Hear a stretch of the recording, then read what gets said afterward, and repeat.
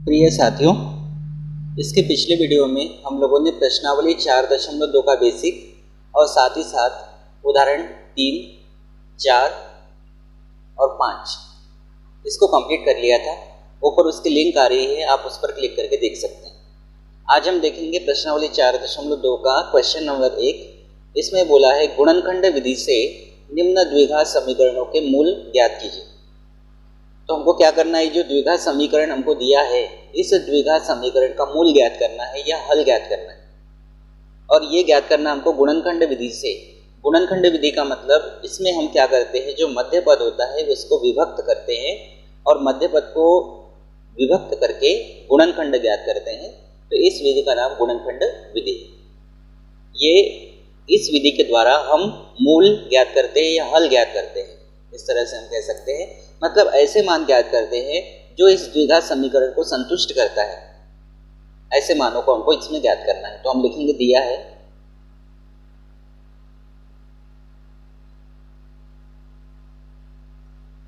x² minus 3x minus 10 बराबर 0। अब मूल ज्ञात करने के लिए सबसे पहला स्टेप क्या होता है, x² का जो गुणांक होता है उसके साथ ये जो अचर पद है इसका गुणा करते हैं। तो x² का गुणांक यहाँ 1 है, यहाँ 1 है और यहाँ है -10। तो सबसे पहले हम क्या करेंगे, x² का गुणांक 1 है, इसमें गुणा करेंगे इस अचर पद का चिन्ह सहित -10 बराबर ये आ जाएगा -10। अब ये -10 को हम इस -10 के ऐसे दो गुणनखंड बनाते हैं कि जिसको जोड़ने या घटाने पर -3 आ जाए और गुणा करने पर -10 आ जाए। तो हम देखते हैं, सबसे पहले 10 को हम क्या क्या लिख सकते हैं, 1 गुणा 10। 10 को हम 1 गुणा 10 लिख सकते हैं। अगर 10 में से 1 घटाते हैं तो 9 होता है और 10 में 1 जोड़ते हैं तो 11 होता है, -3 नहीं होगा।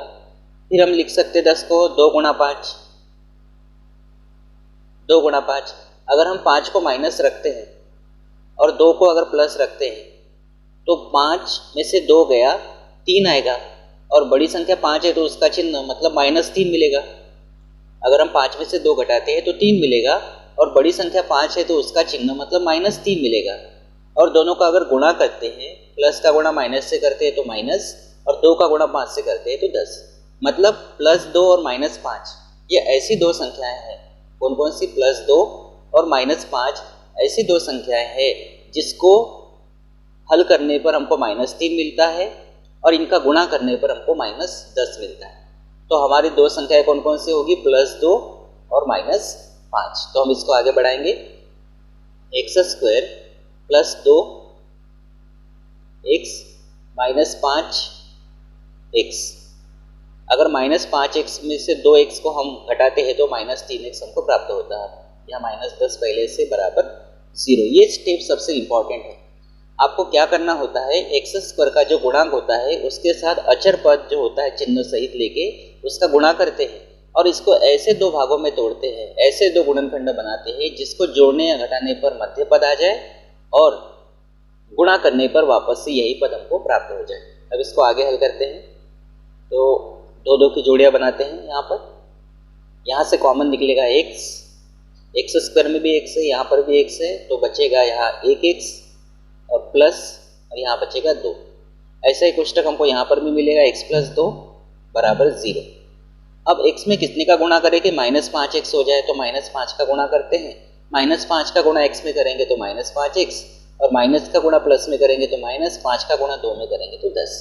तो इस तरह से x + 2 यहाँ पर कॉमन है, इसको कॉमन निकालते हैं तो क्या बचेगा, फिर यहाँ है x और यहाँ है -5 बराबर 0।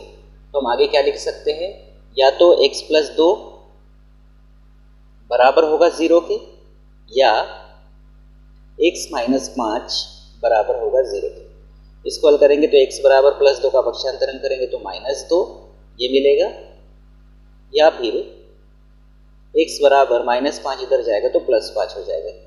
तो हम कह सकते हैं कि हमारे पास जो द्विघात बहुपद है इसके मूल क्या क्या है, -2 व 5 है। तो हम लिख सकते हैं लास्ट में, अतः x² माइनस 3x माइनस 10 बराबर 0 के मूल -2 और 5 है। इस तरह से हम क्या ज्ञात करते हैं, मूल ज्ञात करते हैं। अब हम देखते हैं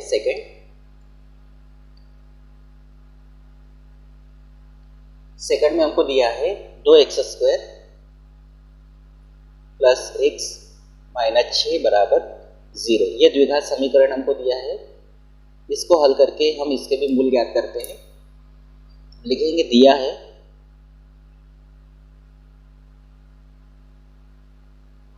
2x² प्लस x माइनस 6 बराबर 0। सबसे पहले क्या करेंगे, x² का गुणांक 2 है, इसमें गुणा करेंगे अचर पद का, चिन्ह से लेना है -6। तो x² का गुणांक अचर पद, इनका गुणा आएगा -12।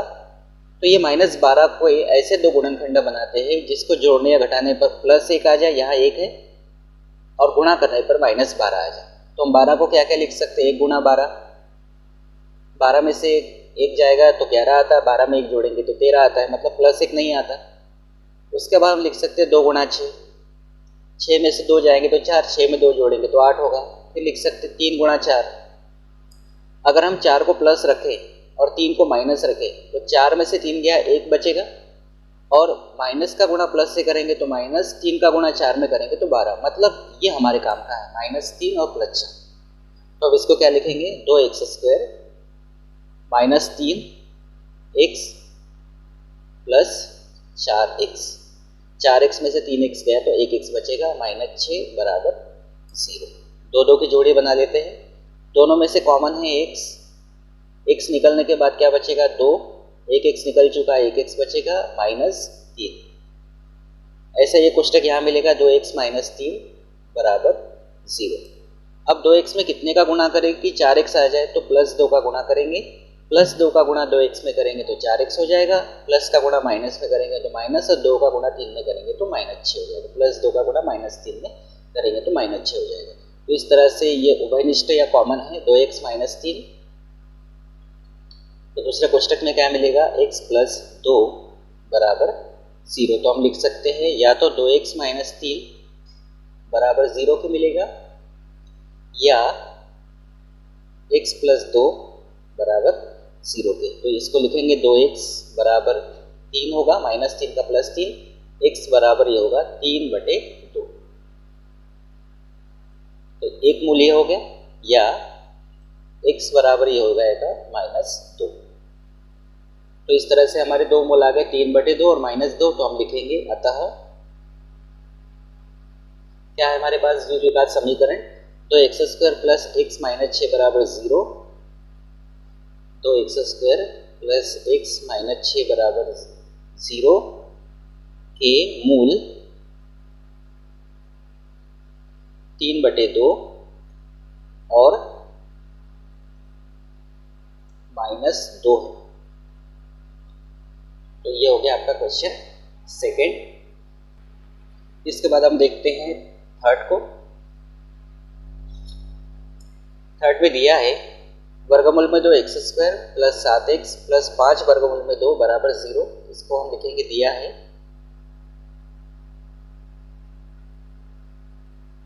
वर्गमूल में 2x² प्लस 7x प्लस 5 वर्गमूल में 2 बराबर 0। तो सबसे पहले क्या करेंगे, x² का गुणांक वर्गमूल में 2 है और अचर पद है 5 वर्गमूल में 2, इसका गुणा करेंगे। तो वर्गमूल में 2 का गुणा वर्गमूल में 2 में करेंगे तो 2 हो जाएगा, 2 का गुणा 5 में करेंगे तो 10, मतलब इसका गुणा करने पर हमको 10 मिल रहा है। वर्गमूल में 2 वर्गमूल में 2 हो जाएगा, 2 का गुणा 5 में करेंगे तो 10। इस 10 को ऐसे दो भागों में तोड़ना है, इसके ऐसे गुणनखंड बनाना है कि जिसको जोड़ने या घटाने पर +7 आ जाए और गुणा करने पर 10 आ जाए। तो हम इसको लिख सकते हैं 1 गुणा 10, और क्या लिख सकते हैं 2 गुणा 5। अगर हम 5 को प्लस में रखते हैं, 2 को प्लस में रखते हैं, तो +5 और +2 हो जाएगा +7, और प्लस का गुणा प्लस में करेंगे तो प्लस, 2 का गुणा 5 में करेंगे तो 10। तो इस तरह से ये हमारे दो गुणनखंड हो गए, वर्गमूल में 2x² plus 2x plus 5x और प्लस 5 वर्गमूल में 2 बराबर 0। तो यहाँ पे दो दो की जोड़ियाँ बना लेते हैं। दोनों में से क्या कॉमन है? देखो यहाँ वर्गमूल में 2 है और ये जो 2 है, इस 2 का मतलब क्या होता है? 2 का मतलब होता है वर्गमूल में 2 गुना वर्गमूल में 2। मतलब यहाँ से भी वर्गमूल में 2 आप निकाल सकते हैं। एक वर्गमूल में 2 निकलेगा तो एक वर्गमूल में 2 बचेगा। तो वर्गमूल में 2 को कॉमन निकालते हैं, यहाँ से भी निकलेगा और दोनों में x है तो यहाँ से x भी निकलेगा। वर्गमूल में 2 निकल गया, एक x निकल गया तो एक x बचेगा, प्लस यहाँ पे देखो 2 है, वर्गमूल में 2 निकल गया तो एक वर्गमूल में 2 बचेगा और x निकल चुका है, प्लस दोनों में कॉमन है 5। या फिर ये कोष्टक आप लिख सकते हो x प्लस वर्गमूल में 2 बराबर 0। यही कोष्टक वापस से मिलेगा तो यहाँ आएगा 5। 5 का गुणा x में करेंगे तो 5x और प्लस का गुणा प्लस में करेंगे तो प्लस, 5 का गुणा वर्गमूल में 2 में करेंगे तो 5 वर्गमूल में 2 बराबर 0। तो इस तरह से ये कॉमन निकाल लेते हैं कोष्टक x प्लस वर्गमूल में 2। तो क्या बचेगा? वर्गमूल में 2x प्लस 5 बराबर 0। तो या तो x प्लस वर्गमूल में 2 बराबर 0 या वर्गमूल में 2x प्लस 5 बराबर 0। इसको आगे हल करते हैं तो ये होगा x प्लस का ये हो जाएगा माइनस वर्गमूल में 2, एक मूल ये वाला हो गया, या इसको हम लिखेंगे वर्गमूल में 2x बराबर प्लस 5 का माइनस 5 होगा तो x बराबर माइनस 5 और ये वर्गमूल में 2 गुणा में है तो ये जाएगा बटे में। अब ये माइनस आप सामने भी लिख सकते, नीचे लिख सकते, ऊपर लिख सकते, कोई दिक्कत नहीं है। इस तरह से ये आपका दूसरा मूल आ गया। तो हम लिखेंगे अतः द्विघात समीकरण क्या है? वर्गमूल में 2x² प्लस 7x प्लस 5 वर्गमूल में 2 बराबर 0। वर्गमूल में 2x² प्लस 7x प्लस 5 वर्गमूल में 2 बराबर 0 के मूल माइनस वर्गमूल में 2 और माइनस 5 बटे वर्गमूल में 2 है। ठीक है, अब हम देखते हैं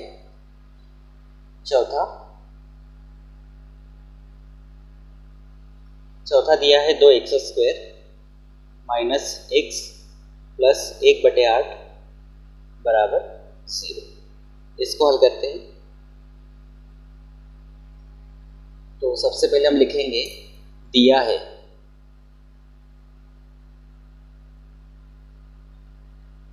2x² माइनस x प्लस 1 बटे 8 बराबर 0। तो यहाँ पे ये जो क्वेश्चन है इसमें बटे में दिया है तो पहले इसको हम सॉल्व कर लेते हैं। तो इसका एलसीएम निकाल लेते हैं। इसका जो एलसीएम आएगा वो 8 आएगा। इसके बटे में कुछ नहीं मतलब 1 है, यहाँ पे भी कुछ नहीं मतलब बटे में 1 है। 8 एलसीएम आ गया, 8 में 1 का भाग देंगे तो 8 और 8 का गुणा 2 में करेंगे तो 16x² माइनस 8 में 1 का भाग देंगे तो 8, 8 का गुणा x में करेंगे तो 8x प्लस 8 में 8 का भाग देंगे, एक बार जाएगा, 1 का गुणा 1 में करेंगे तो 1 बराबर 0। इसको हम लिखेंगे 16x² माइनस 8x प्लस 1 बराबर 8 ही बटे में ही इधर जाएगा तो गुणा में जाएगा।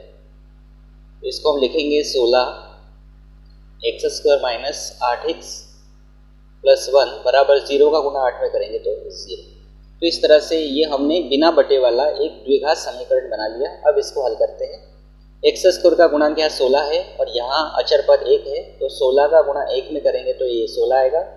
अब 16 के ऐसे दो गुणनखंड बनाना है जिसको जोड़ने या घटाने पर माइनस 8 आ जाए और गुणा करने पर वापस से 16 आ जाए।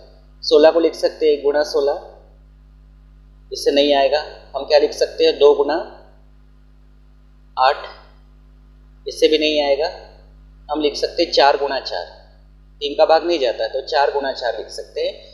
अगर 4 को माइनस में और इस 4 को भी माइनस में रखें तो -4 और -4 -8 और -4 और -4 का गुणा करेंगे तो 16, माइनस माइनस प्लस होता है। तो इस तरह से हम लिख सकते हैं 16x² minus 4x minus 4x plus 1 बराबर 0। दो दो की जोड़ियाँ बनाते हैं।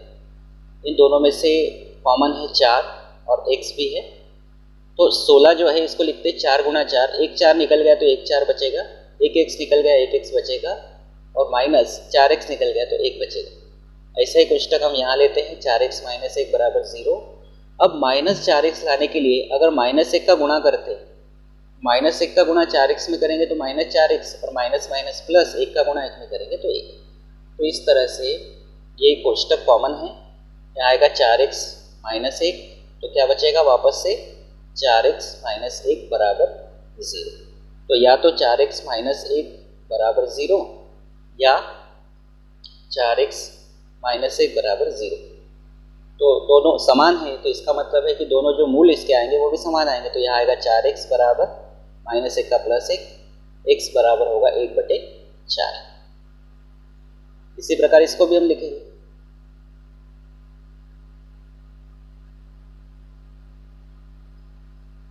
तो इस तरह से जो हमारा द्विघात समीकरण है उसके मूल आ गए। हम लिखेंगे अतः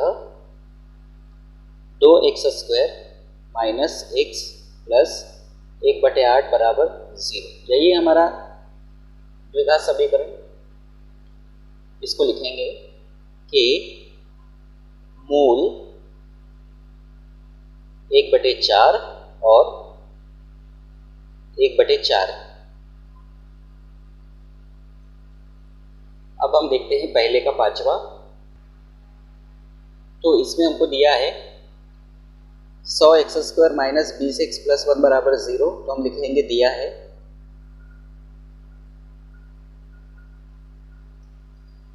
100x² माइनस 20x प्लस 1 बराबर 0। क्या करेंगे सबसे पहले, x² का गुणांक है 100 गुना अचर पद है 1, इसका गुणा करेंगे तो ये होगा 100। अब 100 को ऐसे दो भागों में तोड़ना है जिसको जोड़ने या घटाने पर माइनस 20 आ जाए और गुणा करने पर 100 आ जाए। तो आप सोच सकते हैं, दिमाग लगाइए, और क्या हो सकता है 100 को ऐसे कौन से दो भागों में तोड़े कि जिसको जोड़ने घटाने पर माइनस 20 आ जाए और गुणा करने पर 100 आ जाए। क्या हो सकते हैं इसके दो गुणनखंड? 100 के गुणनखंड क्या हो सकते हैं?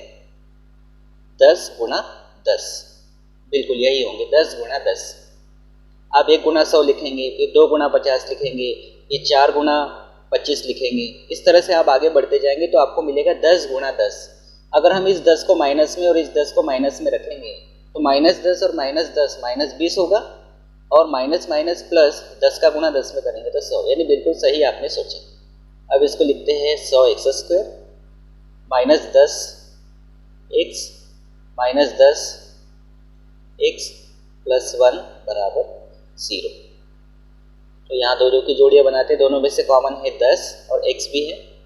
तो यहाँ आएगा 100 मतलब 10 गुणा 10, एक 10 निकल गया तो एक 10 बचेगा, और साथ में x भी है, माइनस 10x निकल गया तो 1 बचा। तो ऐसा ही कोष्टक यहाँ बनेगा एक, यहाँ गुणा करेंगे माइनस 1 का तो ये हो जाएगा माइनस 10x, और माइनस माइनस प्लस 1 हो जाएगा।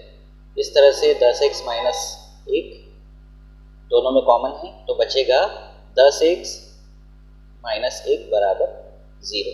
तो हम क्या लिखेंगे, या तो 10x माइनस 1 बराबर 0 या 10x माइनस 1 बराबर 0। तो इसको आगे बढ़ाते हैं, 10x बराबर होगा 1, या x बराबर 10 गुणा में है तो ये बटे में जाएगा, x बराबर 1/10, या ये भी वैसे ही होगा 10x बराबर 1 या x बराबर 1/10, मतलब इसके भी मूल समान आ गए। तो हम लिखेंगे अतः